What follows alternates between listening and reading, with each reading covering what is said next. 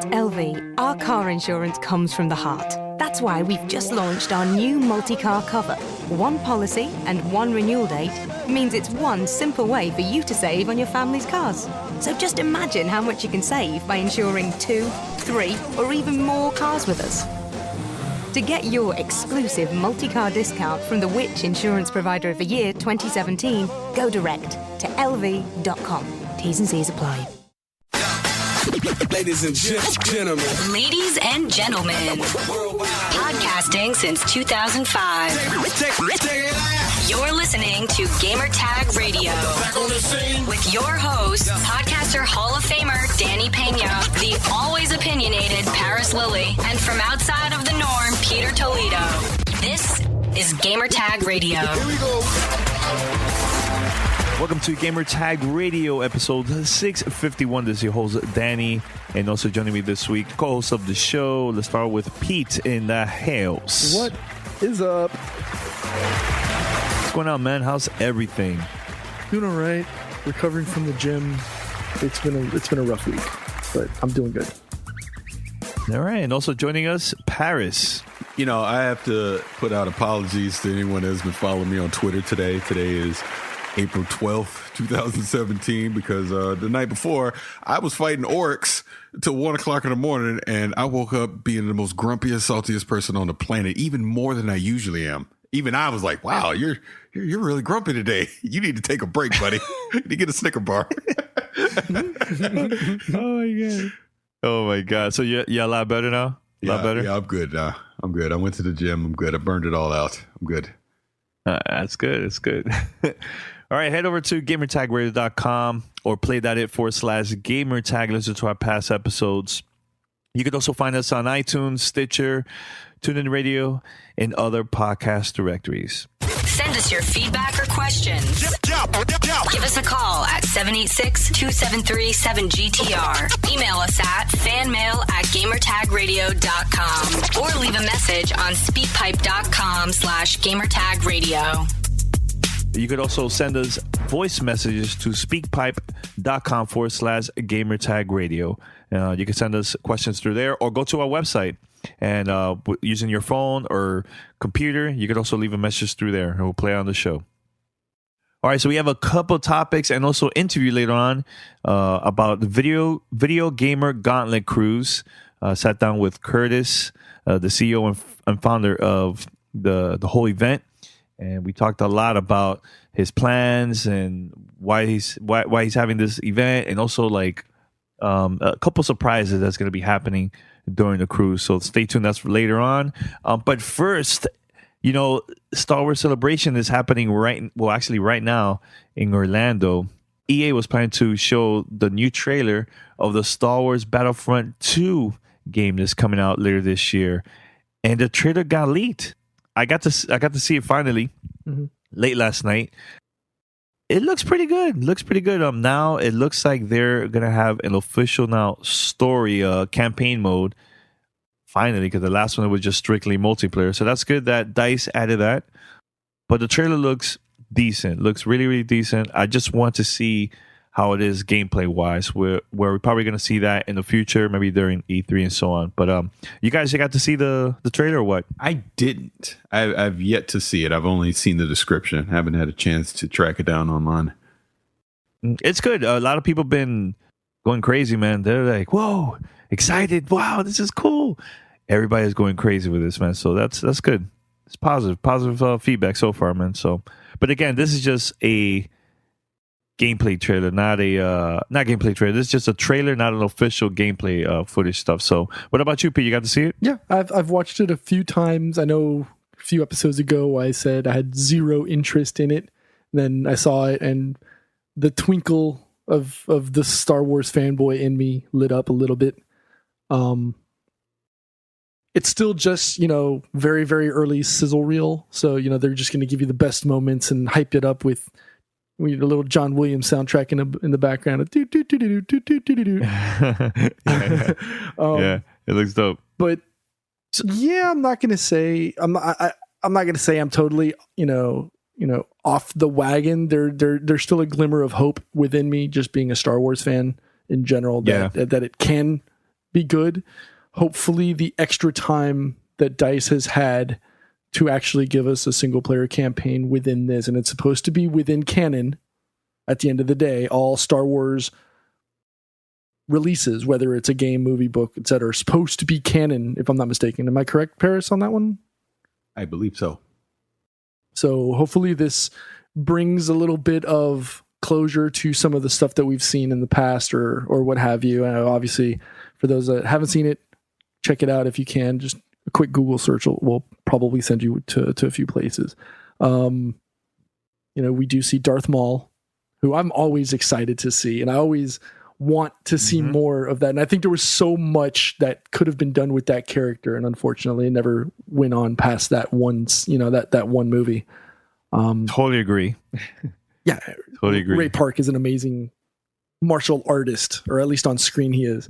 So I think there's so many other roles in movies that he could have participated in and done well, but that's a totally different show. We get to see Yoda or his hands wrapping around a lightsaber. I missed that. I missed that part. Yeah, that's right after the Darth Maul scene. You see his hands grip around. But it was very cool. Yeah, no, that's all you see is just his hands, and then it screens off to outer space. But it kind of gets you could tell the fever pitch of my voice started raising up. So the excitement is starting to build. Like we said, Motive, Criterion, and DICE are behind it. So we know, at least from my personal experience, I know that DICE and Criterion can produce quality games. I'm not 100% familiar with Motive. So I'm still kind of skeptical about what they're going to be contributing to Battlefront 2. And we'll see. We shall see. Most likely this game is going to come out like a month before the new movie comes out this year. So the movie is in December. So most likely this game might come out in November. That's what happened last time with the first game. So it's pretty smart, hype up the movie a month before it comes out, and boom, here, check out the game. And also this is they have an exclusive with PlayStation, like marketing deal and stuff like that. So you see PlayStation logos all over the trailer. Always, so that's cool. So we'll see. Give us your feedback. Let us know what you guys think about this new trailer and stuff. So another thing too, this whole week has been all about Project Scorpio. So, and we've been getting a lot of emails and voicemails still about the Scorpio. Some are just like some of our listeners asking a lot of questions. So we're gonna play that on the next episode, which comes out on Monday. So, but there's a couple of things I read. One of the things that people have been talking about is, where are the games? The Project Scorpio is a beast. It's powerful console, but where are the games? So Ara Pinella was on Major Nelson's podcast a couple of days ago, and he talked about that. I'm going to play the short clip of him talking about that. I'm so jazzed about being able to talk to people about it. There's more coming. I mean, this is not the end of our unveils of Scorpio. It's actually the beginning, really, of our unveils around Scorpio. So I'm just, I can't wait for the holidays. And over the coming months, and obviously leading up to launch, we'll have more news, more games. Of course, that's going to be the theme of E3. Games. Look, I get it. I hear the feedback. I want everybody to know games. But what about the games, Albert? It's coming. Today was about the specs. Today we told you what the box does. Yeah. You're going to see games we know. What's interesting is there's this shim in between the great games that are coming and the hardware that we talked about, and that you talked about a little bit earlier about the developer platform.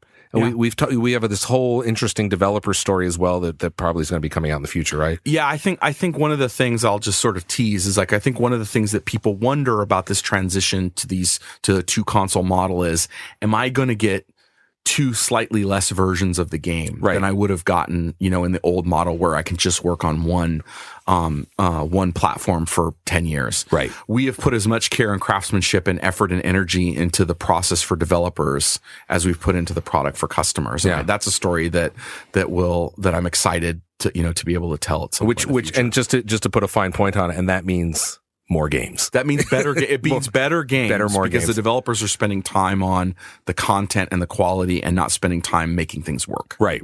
Which is critical. Yeah, fun. So basically, Arbro is saying that games are coming for Xbox Scorpio, but the thing is, right now is not the time to talk about that. They have a plan, which I think we've been talking about that now for the past few days, that, this is not the right time. This is more for, people like Pete in Paris and people that are just into the whole specs and they want to know everything about that. Then when it gets closer to E3, maybe next month in May, if they do a different reveal or a different event to talk about more about Scorpio, or just concentrate on that at E3 and just show all the games that they've been been working on, first party and also maybe third party exclusives. We'll see. But I think it's listening to that interview, Albert Pinello sounded really confident about not only the console but also the games. So what are your thoughts about that, guys? I mean, it's exactly what we've been saying. I mean, now is not the time to be talking about games. It'll be at E3, which I think most people would have suspected before they even made, all these announcements at Digital Foundry and Kama Sutra. This is just, all right, here's the specs. We're actually, and I listened to that same interview on Major Nelson with Albert Pinello, which did a great job. But it's like, look, yeah, we hit and actually exceeded what we said at E3 as far as the hardware goes. And I think for now, that's the exciting thing about this, that we are truly getting this very powerful piece of hardware that can power some amazing gaming experiences. And at E3, that'll be the time to tell that story on what games can Microsoft deliver. And I think most people, the common theme is, all right, we're all on board now. You've shown us the specs. We all believe the specs. We're all excited about it. Now, let's wait a couple months, show us the games. And then we'll have this conversation again.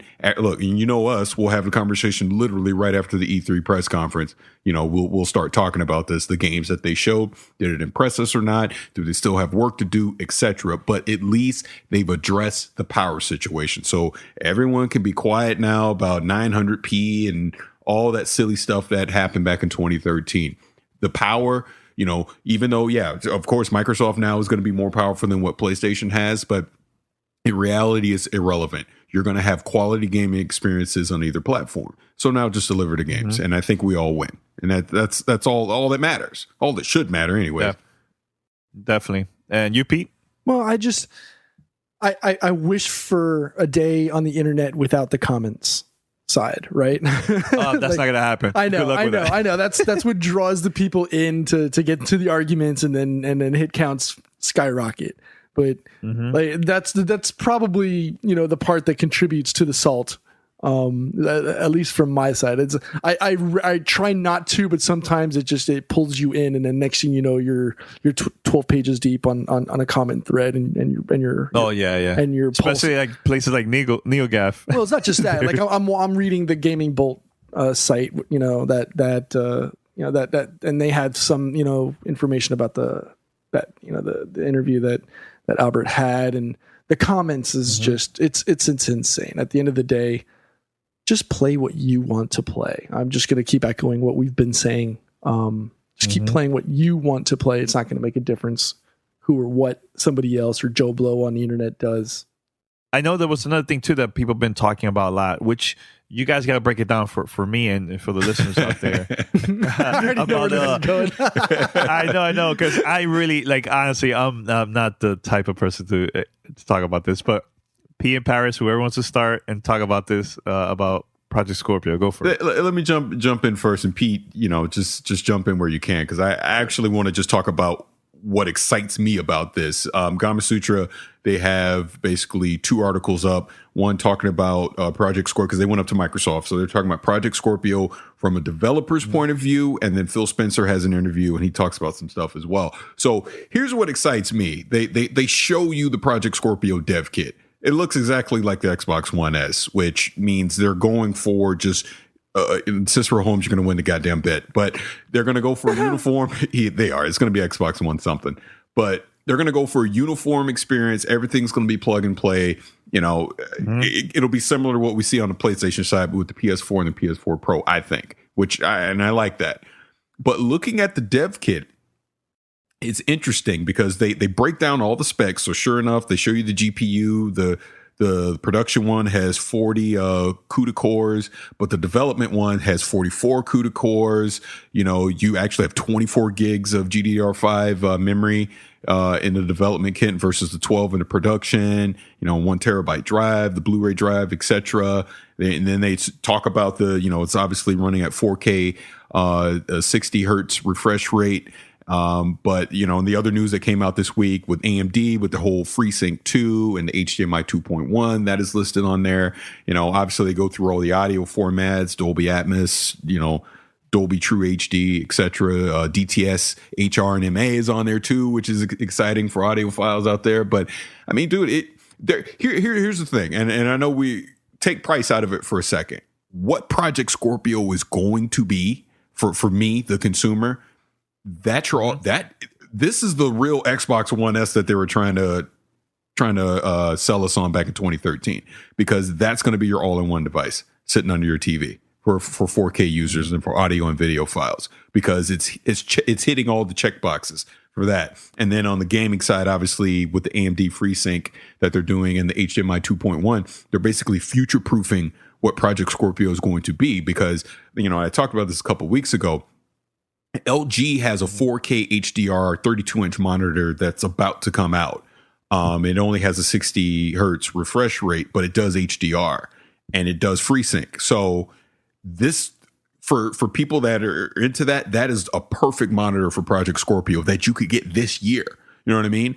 And that technology is only going to get better as we go into 2018 and 2019. So you don't even necessarily need to go after the big 4K TV. If you want to play in a small space, if you want to play your Scorpio games more like PC users do them, they're going to have a monitor for you this year and especially next year. So it's exciting. But I Pete, I know you want to jump in, so I'll shut up. Yeah, that's fine. And at the end of the day, price is still going to be a determining factor whether someone can afford to get Scorpio and, for example, that new LG 32 inch. I mean, it's still going to cost you a pretty penny, and not everybody's going to be able to support that day one. Yeah, of course not. Right. Yeah, that monitor I'm talking about is $1,000. So there you go. Yeah, it's going to be pricey. Exactly. For half the size of the TVs that we may have purchased over the last year or two. Right. Okay. But at the end of the day, I know a lot of people, when you ran through the specs about how the dev kit has higher performance or bigger components than what the expected production Scorpio is supposed to be. And the reasoning behind that was because they want the developers to be able to develop big and scale down, because it's always easier to scale down from a technological standpoint as opposed to try to upscale or anticipate more GPU, more RAM, more etc. Right? I like the inclusion of FreeSync. I guess it was kind of a gimme once they went out and said, yeah, we're going to have an all AMD package, Jaguar, and the custom GPU. Like you said, I love the Atmos, the Dolby Digital 5.1, the True HD. That gives me giggles, right? Because that's from an audio perspective, that's what I want. I love that they're all supporting HDR10 with the exception of the original Xbox One. But hey, that's a technology thing, and that's partially because of the HDMI version on the hardware, if I'm not mistaken. Correct me if I'm wrong on that. That being said, from looking at the renders, is it possible it's essentially we're going back to the Xbox One microwave? Do you think that's a possibility? Well, it's a dev kit, so I think it's bigger than what the final retail product will be, but as you can, because I'm looking at it right now. I don't know if you're looking at it, but I mean, I'm looking at it. It's essentially going to be the Xbox One S. And then if you read the Phil Spencer interview, he talked, because he has the take home unit right now. He has it at home. It is literally plugged all the same inputs. Everything are identical to the Xbox One S. So he literally could take all his cables from the One S and plug it directly into Project Scorpio. He said he had the Scorpio sitting on top of the One S. So it's all plug and play, everything that they're doing. So, and he mentions that, they're designing this so all this stuff lives in the quote unquote Xbox One family. You won't have like specialized accessories or anything like that. That's why now I'm 100% convinced it's going to be called Xbox One something. They're not going to change the name at all. It's going to, like he said, live in that family. And speaking on the Phil Spencer interview, he mentioned that they basically started this as soon as he took over. This has been in production for 3 years. Xbox One S and Project Scorpio both, the idea and the roadmap and everything started as soon as he got into power 3 years ago. And then, the 2016 box was the Xbox One S, but they saw that 4K was going to be a thing. And that was, here we are, 2017 is Project Scorpio. So, and look, you can choose to believe him at face value. You can choose not to believe him. I choose to believe him. He seems a pretty stand-up guy, so I don't think it's all just PR fluff. So, hey, they were thinking ahead, which is good for them, that they were thinking ahead and they got this going, and they didn't rush trying to get Project Scorpio. It sounds like this was a fully realized device, and we're seeing it right now, man. Like I said, I am highly impressed with the specs, hardware specs of this machine. It's going to be a powerhouse. It is in its first couple years, 2 to 3 years, this will rival high-end PCs for fidelity and just overall gaming experience. It will. So I think for console gamers, be excited. You're now going to start seeing what like Pete and I have been seeing the past couple years. You're going to be able to experience, I'm not going to say 100% Witcher 3 is in 4K like it is, because I don't know if CD Projekt Red's going to do any updates, but let's just say they do. That's why I built my PC, for that type of experience. And if you get that this year in 2017, now you'll get it. Now you'll get why I spend an ungodly amount of money to build a PC. See, the more. Oh, sorry, Pete. No, I was just going to add on. It's just like I just spent maybe $700 and something upgrading my PC. I still haven't done it yet because I haven't had the personal, I haven't had the time to do it, because I want to do it hand in hand with my daughter, because I'm going to introduce her to building her own PC, because she's been itching to do it, and I get my PC back sometimes now because she's stuck playing Overwatch. But I'm almost like, part of me is kind of wondering, should I have maybe saved my money and waited? But the early adopter in me was like, no, just buy all this stuff now, and exactly. Yeah, hope for the best at the end of the year, right? well, Danny, I know you were going to jump in to say something, but let me say this real quick, and then I definitely want to spin back to the actual why this is benefiting developers angle of this article. But I'd said this on our Facebook Live. I think this was Sunday afternoon. All three of us were on there talking. It was great. You have to check it out.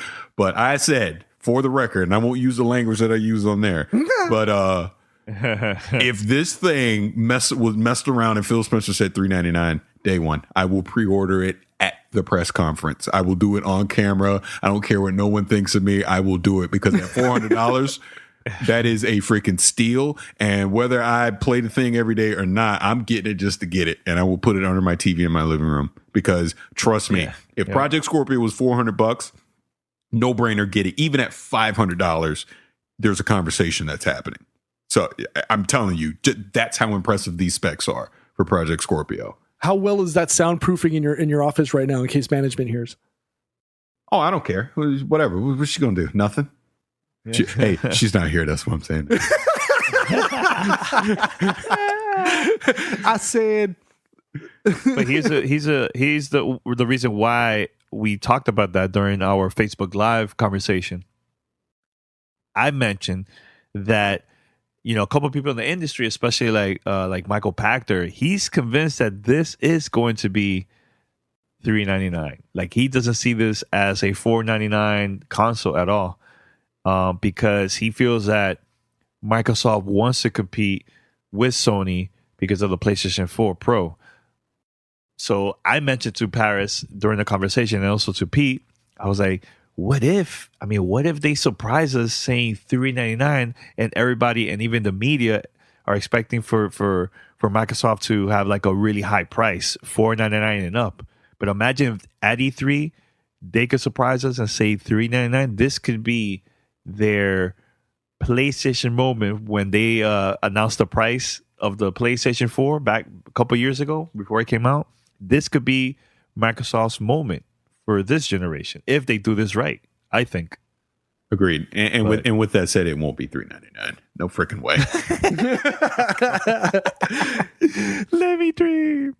It's all good. No, Paris, I know during the article, Phil Spencer got a little bit deep, right, with the conversation about why they made these changes and everything too, man, because of their mistakes that they they had in the past when the original Xbox One launched. Can you talk about that a little bit too? Well, I mean, it just really comes down to, and again, this is why I say to me, Phil Spencer's a pretty stand-up guy. I mean, they're owning it. They're owning that, and we've ranted and raved about this enough in the past that look, they screwed up in 2013. Bottom line, and this is them fixing that problem from 4 years ago. And I really feel like by the time that Project Scorpio comes out, that them and PlayStation will be on even footing. That's why I was mentioning before. We can stop talking about the hardware at that point. It then just comes down to, dude, just play games. Have fun. Play games on whatever freaking platform you want to play on. It's going to be great either way. You know what I mean? And that's what they've been doing. Look, you can't snap your finger and fix the freaking hot mess that 2013 was. Dude, E3 was like herding cats in 2013 for Microsoft because no one had their messaging right. They were all over the place. You got Don Matrick telling people in the military, well, you ain't got no internet. Sucks for you. Get a 360. I mean, dude, it was crazy what was going on back then. And it was pretty bad. Yeah. And look at all the stuff that we've gotten since then. The Xbox Live Games for Gold is a fantastic service with the games that they're giving you for that.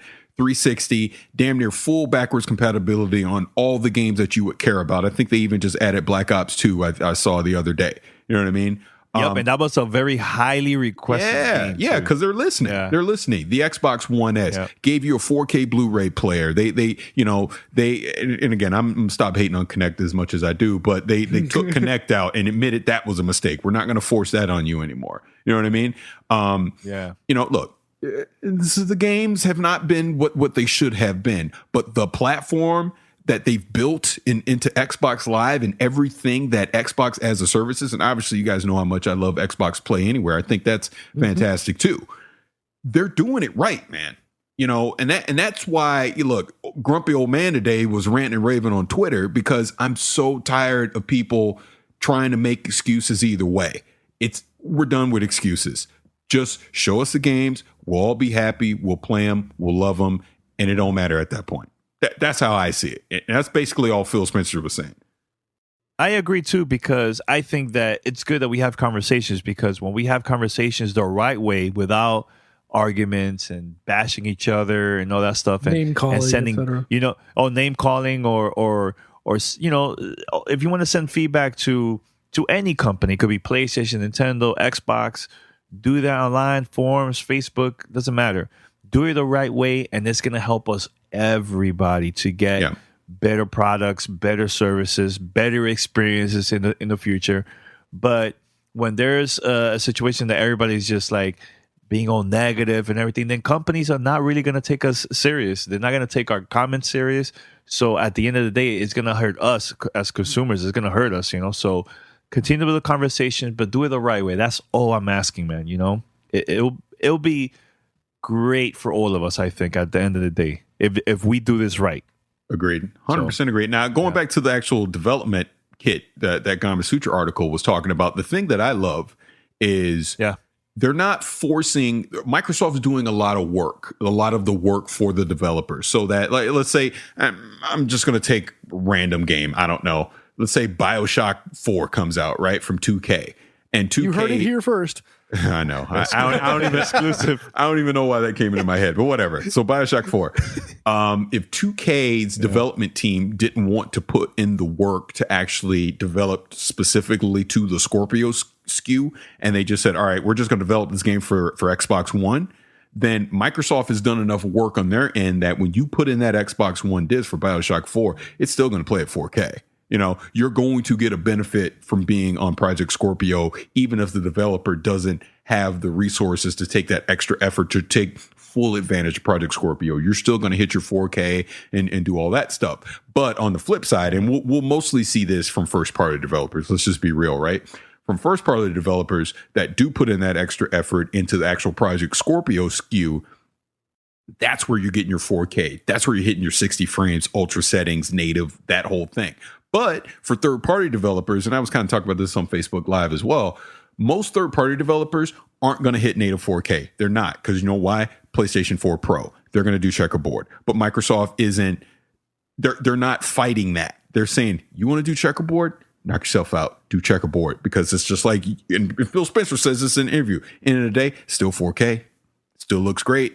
Mm-hmm. So does it really matter? But Project Scorpio is powerful enough to do something in native 4K if necessary. They're not mandating you hit 60 frames per second either. So what that tells me is, especially on the third party side, for single, especially for single player stuff, you're going to see 30 frames per second 4K for a lot of stuff. Maybe on multiplayer, they down res or something to hit 60 frames per second on some multiplayer stuff. But first party, I think all bets are off. We will see 4K 60 frames per second games on Project Scorpio. You know what I mean? So obviously Forza 7 is going to probably be the showcase right out of the gate for that. Maybe Crackdown 3 hit something like that as well. But it just goes to show you that Microsoft has listened to us. They've obviously listened to the developers, and both sides, from my side as a consumer, I'm happy with what I'm seeing. And it sounds like the developers are happy with what they're seeing too, because as Danny loves to say, it's all about choice. We all get a choice. So one of the things I was thinking about earlier today when considering, after reading the Gamma Sutra article and stuff, was previously developers had to develop for Project Scorpio, or not for Scorpio, but for Xbox, with consideration about SRAM and all those things in between. Now that Xbox and Project Scorpio are closer in line to PC from an internals perspective, right? It's, it's got a GPU, a standard GPU. It's not using PowerPC like in the old days. Now that they don't have SRAM in the middle anymore, is it easier to code? And I guess this is more of a developer question, but I'm just thinking out loud. Is it easier to develop on Project Scorpio because now they're essentially developing on the same hardware per se? Well, it sounds like it, because again, going back to the article, just the mixture of the dev article and the Phil Spencer article, which I forgot to mention, is for developing for Project Scorpio will be very similar to developing for PC as far as it comes to 4K assets and all that. And then Phil Spencer was talking about they had that advantage of Forza Apex, Forza Horizon 3, Gears 4, and then he said some games they're not ready to discuss yet. They've developed, for as a PC game. So it's given them assets and that experience of doing that way, getting ready for 4K. It was more of a thing like the analogy I was doing before, where you'll probably see developers just develop for Xbox One and not develop for Project Scorpio is going to be your smaller third-party studios, your indie studios that just simply don't have the cycles to be able to do that. But your EAs, your 2Ks, your Bethesdas, your Ubisofts of the world are already making PC games at 4K. So it's going to be very easy for them to port those assets right into Project Scorpio. So again, man, I'm telling you, for non-PC gamers, Project Scorpio is going to be your high-end PC this holiday. Right here. And it's there. Now, the trick that they're going to have, we're obviously going to be at E3. We're going to be able to see it on a 4K TV and see how great all this stuff looks, and we'll talk about it. But if you're at home, it's going to be very hard to translate that to the home audience. So that's kind of going to be one of the tricks that they're going to have to figure out. How do they convince, and I'm just using you as an example, Danny, how are they going to convince Danny sitting at home that he needs to go get a 4K TV in Project Scorpio? That's going to be the biggest trick that they have to do. I can tell you right now, man, like I said a few episodes ago, I said that now a lot of people have the Xbox One S. It has 4K features, right, to stream. So if they have a 4K TV and they have the press conference, the stream as a stream like 4K, and maybe have YouTube and other places too, I think that will kind of help out to get the word out. The tricky part is if you don't have a 4K, how? Right, exactly. And that's my point. How am I going to see that? Yeah. Unless they, I know they have Microsoft stores all around the US. If I know Nintendo does this all the time. Every time they have like a Nintendo Direct or a big huge press conference or something, they get together with their fans at the store in New York City and they get to see it live there. They probably could do that. If they're smart, you could do that across the country, have 4K TVs in those different stores, and you get to see it live or whatever. They could do that, I think. That's another way too. Or maybe partner with retail stores like Best Buy and so on. I think that also will help them to show the power of Xbox Scorpio. I think that later this year once it gets closer to the release of Scorpio, we're probably also going to see demos that have like a special 4K TV. You get to play the games and like demos and stuff. I think that will be a perfect way too. If you didn't have a chance to see it in 4K during the press conference and stuff like that, so they still got time. I think, to spread the word. So, you guys agree or no? No, that's about right. It's a smart marketing ploy, especially. Also, they should hire me. Thanks. No. No? All right, so we're going to play the interview with Curtis about the video gamer Gauntlet Cruise. And once we come back, we're going to wrap up the show. So we'll be right back. Welcome to Play It, a new podcast network featuring radio and TV personalities talking business, sports, tech, entertainment, and more. Play it at play.it. Back on the scene. This is Gamertag Radio. Voicemail at 786-2737-GTR. Curtis Smith, founder and CEO of Gamertag Events. So it's going to be the ultimate gamer vacation, is the best way of putting it. If you've ever thought about going on a vacation and it being nothing but some gamers hanging out with you, but you're at the same time sailing to the beautiful islands of the Bahamas, then you don't want to miss this. There'll be everything from full immersion gaming rooms to esports tournaments to concerts to parties to charity events on board. Awesome, man. And you're expecting a lot of people to be there too, man. So I know registration just opened up today. So what are the plans? I mean, how is it you guys going to get more people to purchase these tickets, man? Because, you guys been promoting this really, really hardcore online. So the reservation. So the great thing about this is once you reserve your cabin, everything else in it is included. So the only thing that's not included when you purchase it is your alcohol, the casino, of course. We're not covering anybody's casino bill. And the spa treatment. But everything else, from all of the exhibits to the concerts to everything else, is already included in that. So we're pushing it out. A lot of it is through our partners that we have on board. We just locked in Obey Alliance today. They're bringing on the #1 Smite team. We have everybody from Proof to Rogue Gaming to Denial Esports to Luna Lovely Bad, just across the board. Everybody's talking about it and spreading the word the best way naturally because everybody's excited about it. Yeah, you guys also have a lot of special celebrities as guests that are also going to be attending at the event. You could tell us a little bit more about that too? Yeah, so we have everyone from different gaming teams that'll be on board to celebrities like Rachel Laura, Overt, Flow. So they range from your influencers on YouTube and Twitch to some of the most popular gamers that are out there and cosplayers.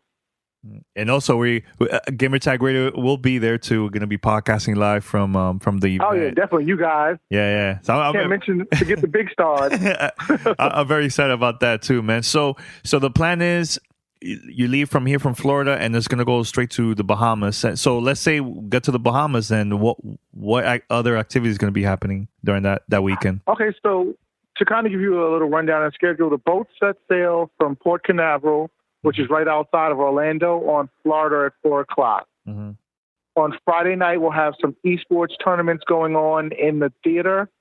So the theater itself holds about 1,300 people, and it'll everything from CSGO tournaments to Call of Duty to Street Fighter V, Smite, Injustice 2, and some Smash Brothers Melee, and we'll have like the Five Gods of Smash playing in that.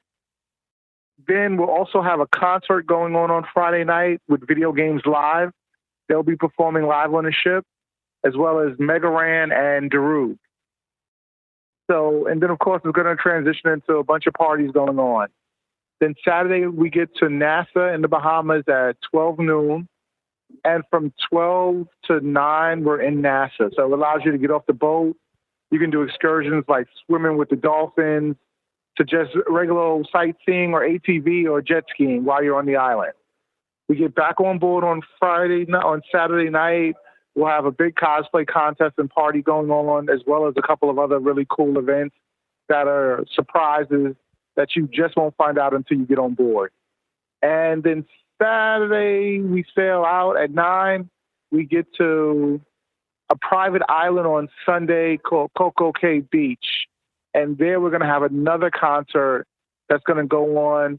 And we have some really big name acts that I'll let you go to the website to see. And a couple will name, but we'll have like T-Pain on board and a couple of other really popular artists that'll be performing on the island. We're also working on a couple of other little surprises kind of around Pokemon Go, just to give you a little hint. And then from there, we sail back on Sunday night. We have the finals for our tournaments going on Sunday night.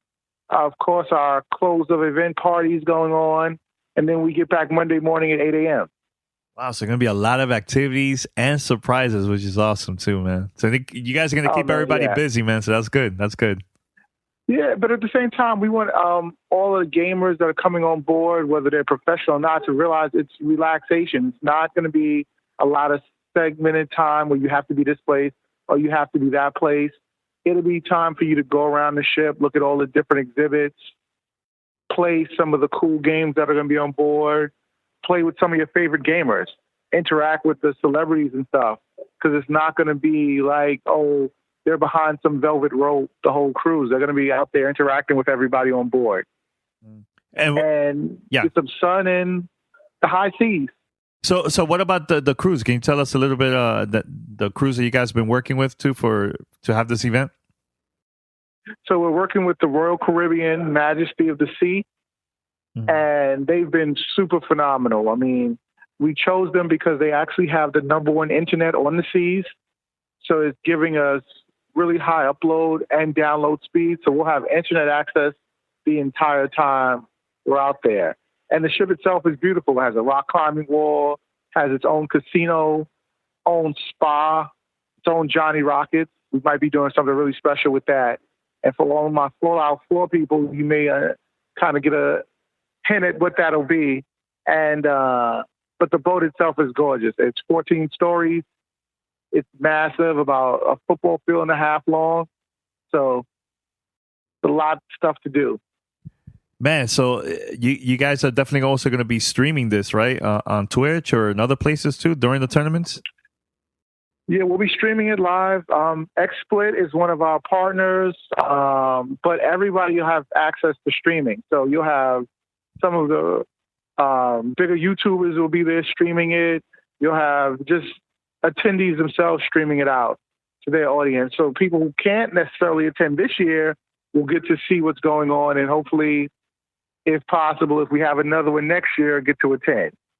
What about the packages? Can you tell us also a little bit about the different type of packages you guys have for this event? Well, no, the tickets range basically from about $950 up to about $1,250 based on the type of cabin that you want. So everything is based on your cabin in terms of the ticketing prices. Yes. And then from there, everything else is included. So it's the packages are all pretty much the same in what they include, which is everything on board. It just depends on what kind of cabin you prefer. Awesome, man. So for more information about the event, the cruise, where is like the best place for the gamers to go and check it out? The best place is probably going to be our website, which is videogamergauntlet.com. And Gauntlet is GAUNTLET. And that's probably the best place to go. It's going to give you the most updated information. Also, you can follow us on Twitter at VGU Gamer, GAUNTLE, because that'll have faster, up to date. We constantly announcing which teams are on board and which celebrities and which gamers on there. Our Facebook is Video Gamer Gauntlet. Our YouTube is Video Gamer Gauntlet. And our Instagram is at Video Gamer Gauntlet. So any of those things will have updates constantly going. So check them out, and hopefully we'll see you guys on board. All right, definitely, man. But Curtis, man, thanks a lot, and hopefully see you soon over there during the cruise, man. It's gonna be a lot of fun, man. Oh man, definitely look forward to seeing you guys on board and getting some drinks together. Oh hell yeah! With some umbrellas by the pool. Yeah. All right, man. But thanks a lot, man. All right, man. Take care. Yeah, take care, man. You're listening to Gamertag Radio. All right, so that was the interview with Curtis. Thanks a lot. That was a great interview. Had a blast. And we almost going to wrap up the show. But Paris, I believe you have something to say? Yeah, man, that Thor Ragnarok trailer is fire, dude. I think I've watched that thing about 30 times already.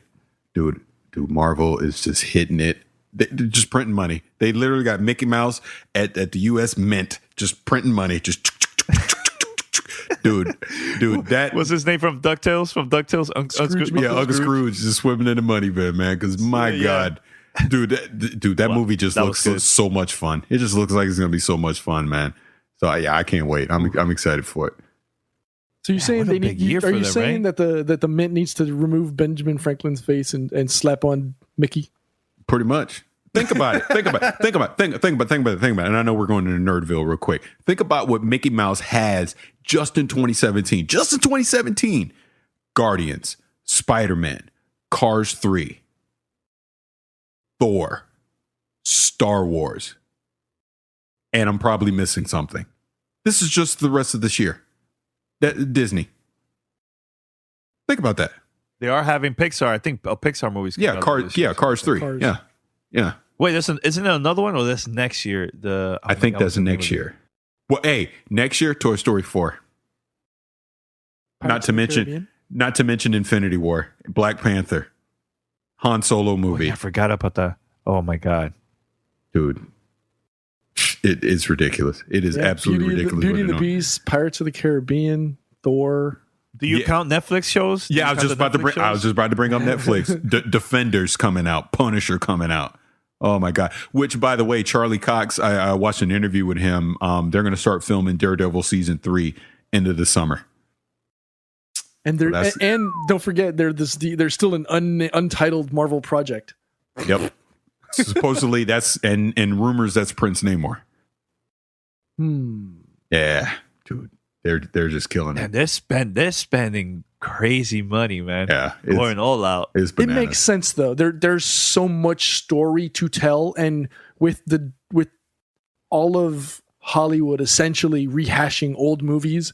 I mean, I don't know how realistic it was, but Kevin Hart and Eddie Murphy talking about and sad moment, rest in peace, Charlie Murphy for that.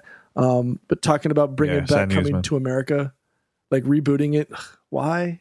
No, it's not a good idea. I think we've gone through enough rehashes and reboots of stories, and Marvel just has a dearth of content in their vaults just waiting to be spit out. That's all original content, all original writing and stories. So yeah, man, between Spider-Man and Thor, I'm so excited. I can't wait. I forgot about this. I read somewhere online that there's a rumor that the new Spider-Man game that we got to see during the PlayStation press conference at E3 is coming out this year. Well, that was Agent M, and he didn't specifically say 2017. That's kind of been shot down already. James Stevenson over at Insomniac was like, don't listen to that. So it doesn't sound like it's coming in 2017. Yeah, because that would have been crazy if they would release that like this year. I know. I mean, it looked really early, but still good.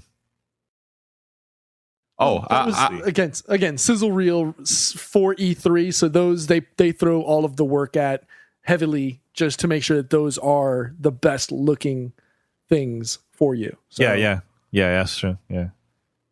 What happened, Paris?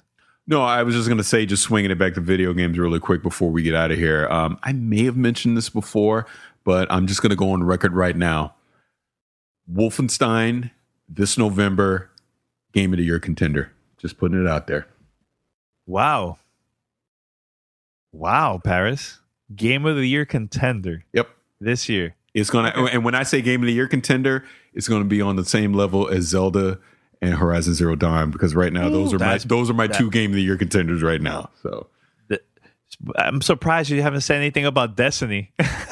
It's still up there. It's still a chance. Is that the one that I thought was that hidden title in the Bethesda loading screen when we went to the press conference? Yep. That's exactly it. Where they hid it in the code or whatever. Because think about it, that's Bethesda's new model now, where they won't talk about a game until like right before it comes out. So I'm expecting them to show Wolfenstein at the Bethesda press conference at E3 and then be like, oh, November. Yeah. Just like they did for Fallout 4. Here's a perfect example, Paris, what you guys are talking about right now. You're excited about a game that hasn't been announced, but Bethesda are known to do that. They announce it and it comes out November, right? Mm-hmm. So I think that Microsoft could do the same thing. Oh, I hope they do. E3. Yeah, I really hope they do. I hope that's what, dude, I'm telling you, Perfect Dark or Banjo, do it. I'll go, and then I run out on the stage and get arrested. You know what it is? Paris, I think that the more I've been reading articles and seeing like the videos and just how much I've been seeing like the activity of posting like tweets and Facebook posts from like, you know, Albert Pinello, Aaron Greenberg, Phil Spencer, the whole team, Major Nelson, everybody. Even Jeff went to the store to buy a 4K TV. He posted that. Yeah, I saw that on his Twitter. Yeah. So I think they are up to something big for E3 that nobody knows. Yes, behind the scenes. If you say Battletoads, we fighting. I'm throwing hands, man. I don't know what they have. But they have something big because I'm telling you, they've been extremely, extremely quiet, man. Here, it's all about the specs, you know. So here's one for you, Paris. Here's one for you, Danny, and Miss Leo. Hey, darling, this is certified psychic Miss Leo. The guys at Gamertag Radio have pulled me out of retirement to give them some free readings. So I've been using the power of the tarot cards to look into the future, baby. And I've given them my predictions. You hear me? Putting it out there. Now, remember, back in 2013, when they were showing off games, Black Tusk, which is now the Coalition, showed concepts for a game. And then, and I'm doing winks and air quotes, that game got canceled, wink, wink, for Gears 4. Who's to say they didn't give that to another studio? It was already in production. Maybe that's a secret game. Because think of it, it's 2017. It's been 4 years. It'd be about time. It'd be about time for that game to come out. Now, all of a sudden, it's in 4K, 60 frames per second. There's your showcase holiday game for Project Scorpio. Just saying. I personally wanted to be Perfect Dark, but hey, whatever. Something like that. I think we talked about this last year. That Microsoft is going to launch this as it's going to look like a brand new console. We're going to have a bunch of launch games for this console on that day coming out or around that time, where you could play it also on Xbox One S or the original Xbox One. They're going to have a lot of games, I think, man, this year, man. I think a lot of people are actually sleeping on them, but they're going to surprise us a lot, man, I think, during E3. Like Paris said, man, we're going to be probably screaming, like, what? This year? And see, and that's the thing again, and I'll shut up about this. That's why I've been getting so grumpy lately about the whole console war stuff, because at the end of the day, dude, I just want to play great games. I really do. I don't care if it's on PlayStation, ColecoVision, Vectrex, and television or anything. Just give me great games. Great games. I'm going where the great games are, and I'm going to be excited for them. I'm going to play them, and I'm going to talk about them, because that's what we do. I mean, so I want Microsoft to just blow me away at E3. I really do. I don't want to come out of the E3 press conference and where you put the microphone in my face and I'm like, man, I don't know, but I don't know. I don't want to do that. I want to be like, that's what I want to do. That's what I want to do. When we should all want, all of us should want that. I don't care where your quote unquote brand loyalty is. We should all want Microsoft to blow us away and to have us make life decisions this holiday. That's what it should be, where you have to literally sit down with a PowerPoint presentation with your wife and go, look there. I know I shouldn't be getting this, but it's $4.99 and here's how we can do it. Yeah, this is how we can do it. We can make some payment plans and we can work it out. You know? That's how it should be. Show it leg to the wife. Yeah. Oh my God. That's good. God. And by the way, Destiny 2 will be the game of the year for me. So whatever, to all you haters, I don't care. Yeah. When you said Wolfenstein, I'm like, damn, Paris has shown no love for Destiny 2. You're working hard to steal that bipolar gamer title. No. Let's back up for a second. From a single player standpoint, like I love the last Wolfenstein. It was one of my favorite games in the past few years. I fully expect this Wolfenstein to take it to another level. I don't think it'll be full open world, but I see them just going even bigger with this one. You know, as far as just give you more flexibility in where you go, what you do, etc. So yeah, I really do think it'll be a game of the year contender. That's real talk. Well, I know I'll be there day one. They surprised us with Doom. Better than Doom. Exactly. Doom was good. That's what I'm saying, man. Don't sleep on Bethesda. Don't sleep on them. Never That's do. all I'm saying. Never do. every time you risk it, just you screw yourself by doing that. Now, so let's wrap it up. Okay, one last thing. And see, again, here's the stuff with the life choices. If and or when I do get a Project Scorpio, you know, that'd be out there in the living room. You know, my son can play on that. But then because of Xbox Play Anywhere, you know, we can still play multiplayer games and stuff together. See, everyone wins. I'm already getting the PowerPoint ready for my wife. That's how I do it. Already ready. So you're saying third party games? You're saying third party games like Destiny 2? No, PlayStation. Destiny's PlayStation. I'm just saying Microsoft games. Like any Microsoft game that I would get, I would just get the digital copy, UWP. That way, my son and I, you know, could be able to share that experience. Same as I do on PlayStation right Paris, now. There's been kids that have done presentation on why they need they want a dog or they want a gift or something. I think you should do that. You have your wife sitting down and you're like, look, honey, this is a PowerPoint presentation on why we should buy Scorpio this year. $4.99. And have your son too. Yes, this is why, Mom. Perfect. See, I can always use excuse, but dear, it's for work. I need it for the podcast. She look, she ain't here, so I can say this. She ain't gonna know. She's like, well, okay, if you need it for the podcast. See, I already look. You know that gif with the black dude always pointing at his head, like, see, think on it. Gotta think on it, man. I'm already thinking ahead. I'm gonna be in so much trouble when I get off this podcast. Oh my god! All right, guys, head over to gamertagradio.com or play.it/gamertag. Listen to our past episodes. And also, you can find us on iTunes, Spotify, Stitcher, TuneIn Radio, and other podcast directories. Send us your feedback or questions.